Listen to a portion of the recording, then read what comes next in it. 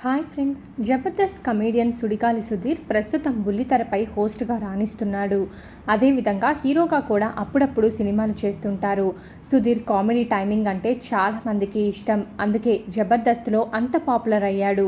సుధీర్ జబర్దస్త్ చేస్తున్నప్పుడు ఇద్దరూ కలిసి కొన్ని టీవీ షోలు చేస్తున్నప్పుడు వచ్చిన రూమర్స్ అన్నీ ఇన్ని కావు.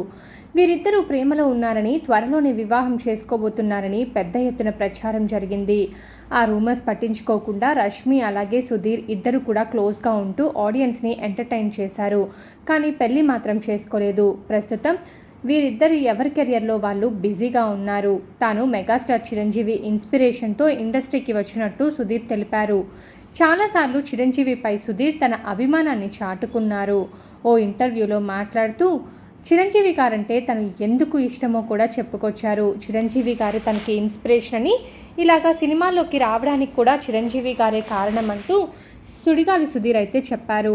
ఆటో రాంప్రసాద్, గెటప్ శ్రీను, రష్మి వీళ్ళ పేర్లని ఏమని సేవ్ చేసుకున్నారు అని ప్రశ్నించగా వాళ్ళ పేర్లని అలాగే సేవ్ చేసుకున్నట్లు తెలిపారు. రష్మి పేరు రష్మి అనే ఉంటుందని సుధీర్ అన్నారు.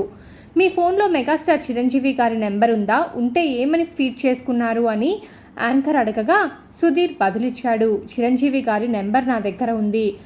ఆయన నెంబర్ని మై గాడ్ అని సేవ్ చేసుకున్నట్లు సుధీర్ తెలిపారు.